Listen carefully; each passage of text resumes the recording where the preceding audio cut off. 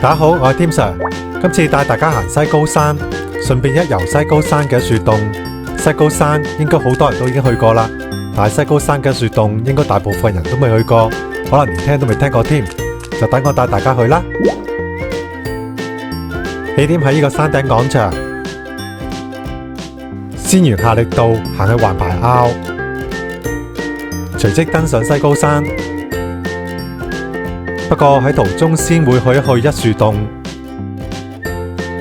然後再行天梯上西高山山頂，欣賞360度嘅景觀。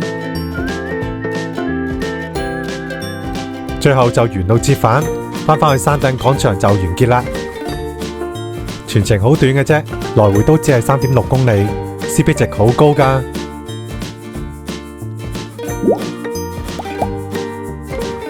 想知點樣去就跟住我一起行山闖蕩去啦！起點喺山頂廣場，亦都係盧峰峽。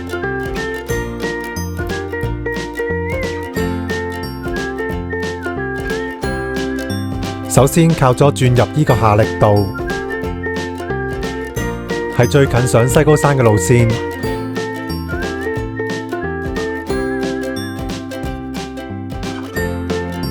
循石屎路一直行，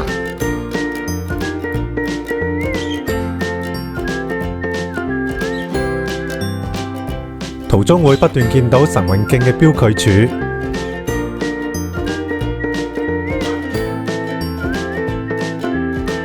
喺上西高山嘅路口之前係冇分岔路㗎。神韻徑嘅標距柱係好密㗎，每100米咧都會見到一個。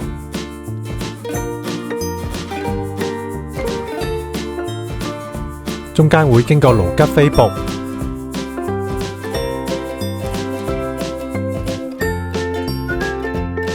沿路嘅開揚風景唔多，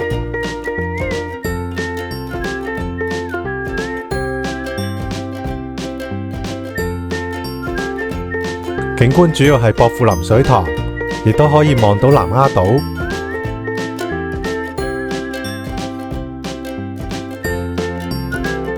除此之外，前段就冇咩其他遠景啦。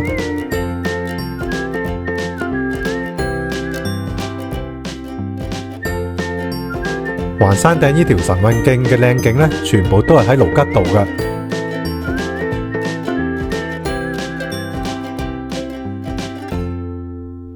可以環抱整個維港，俯瞰全個九龍、青衣都得。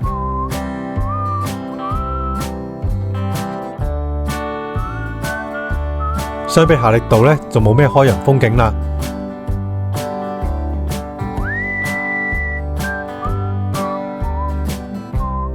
最開揚就係剛剛嗰個位置啦。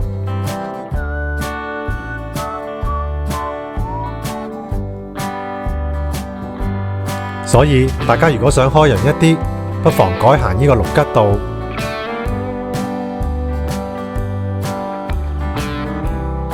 同樣可接到上西高山嘅位置，只係行多約700米到嘅啫。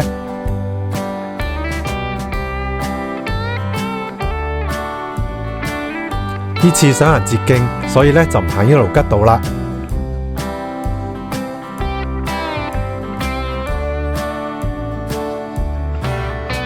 沿石屎路呢不斷行，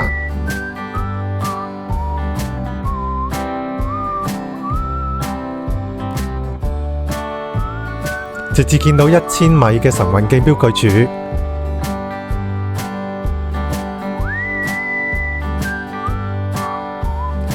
前方就係西高山啦。再向前行多少少，就會見到一個好靚好大嘅英式涼亭。呢個位置就係橫排坳啦。跟住呢轉左前往呢個西高山。喺梯級前呢，會見到一個新型嘅告示牌，內裏有呢個簡單嘅地圖、景點相片等嘅資料。轉咗落幾級梯級，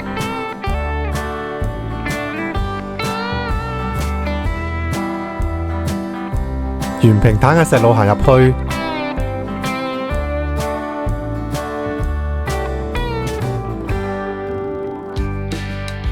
一直有大路行大路就得。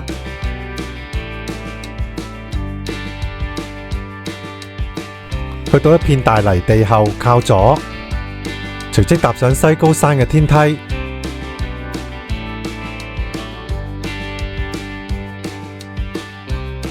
由呢度登上西高山，全部都係石級嚟㗎，一條直路直上就係啦。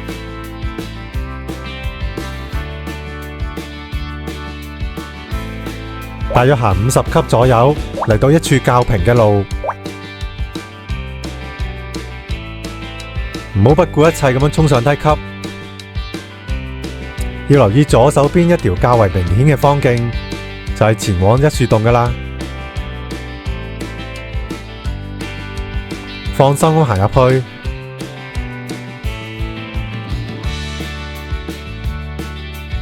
裏邊有頗多分岔路㗎。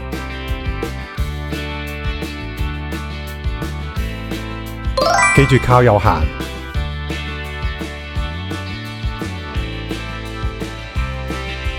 行最清晰嘅方徑，泥路係好明顯嘅。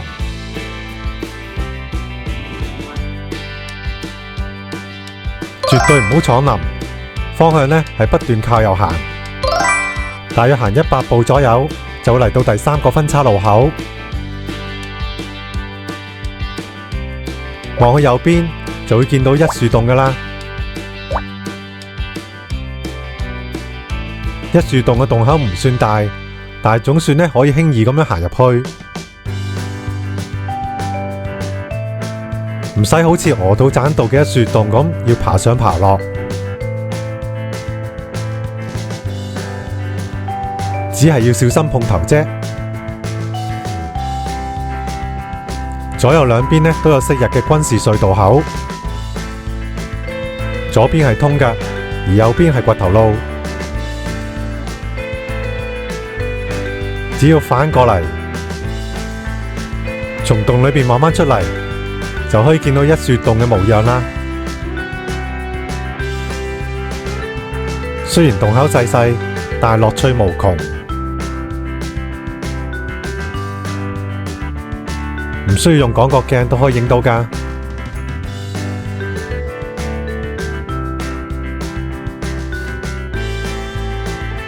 影完相就原路折返。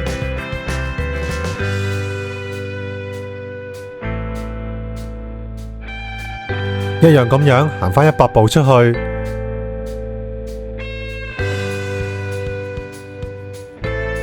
反向就係不斷靠左，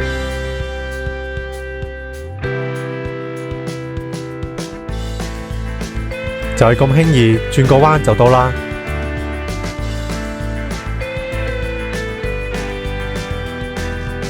接下嚟當然繼續上山啦。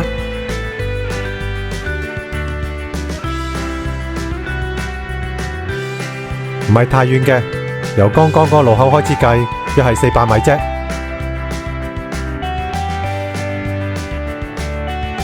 途中仲有登山嘅進度牌，話俾大家聽仲有幾多梯級，亦都有打氣牌為大家加油。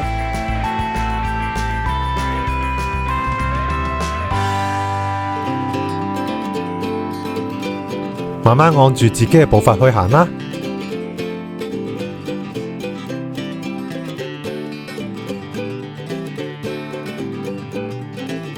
重點係唔好急，一個慢字。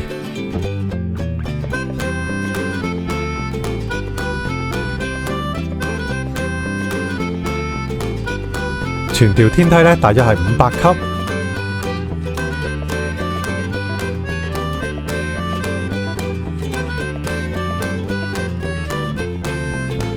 唔經唔覺已經完成咗一半啦。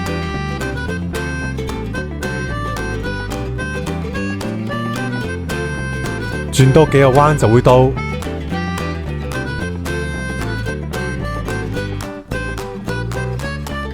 如是者不斷咁行，攰嘅就望一望後邊嘅風景。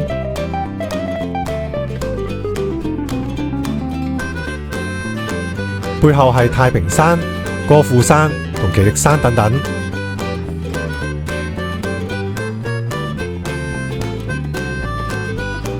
全條天梯冇想象中咁恐怖㗎。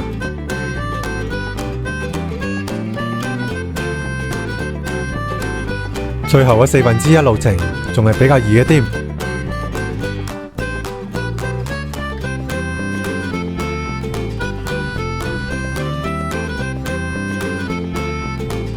儘管不斷咁行就得，其實唔難㗎。最後一段有開揚嘅景觀，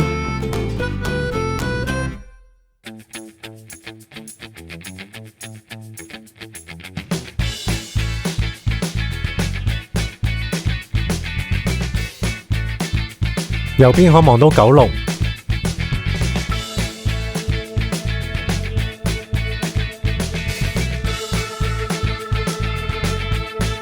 左邊可望到薄扶林，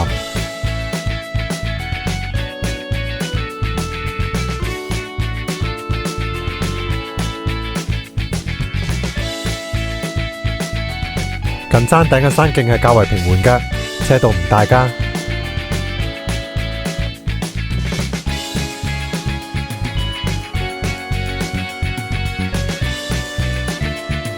基本上已經到頂，橫移多少少就到㗎啦。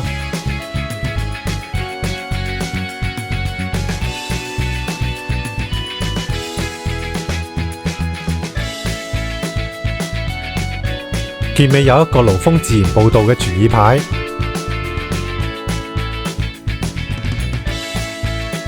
講述重陽節登高嘅習俗。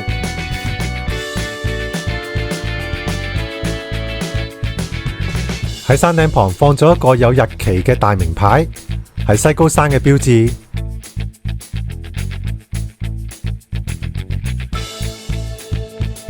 山頂位置有標高柱，另有2個觀景台，擁有360度嘅景觀。觀景台有相片標示嘅地名。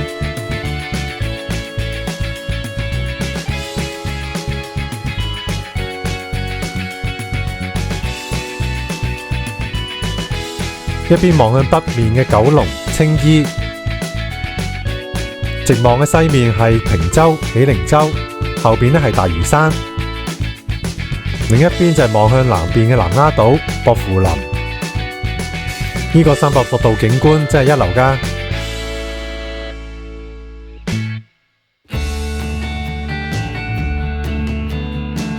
跟住就係沿路落山。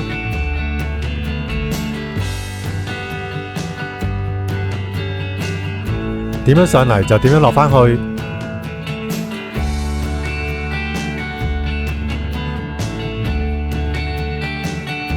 落山嘅風景都唔錯㗎，可以望住太平山。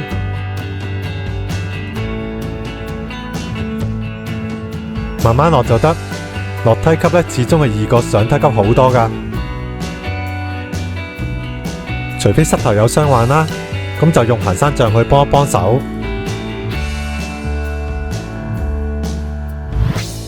返到呢個英式大涼亭之後，行山人士可以自行選擇落山嘅方向。靠左可以去堅尼地城，靠右則沿路折返，返去山頂廣場。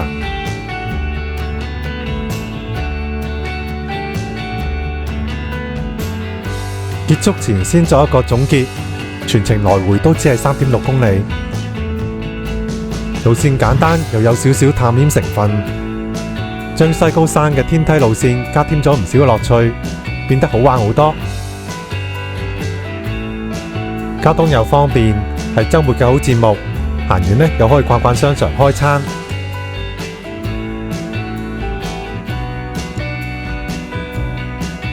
今次簡單嘅探險旅程就嚟到呢度，希望大家都可以開心上山，安全落山啦。鍾意我 channel 嘅朋友記得 subscribe 同 like 啊！揾行山路線記得嚟添hiking.com， 我哋下次再見啦，拜拜。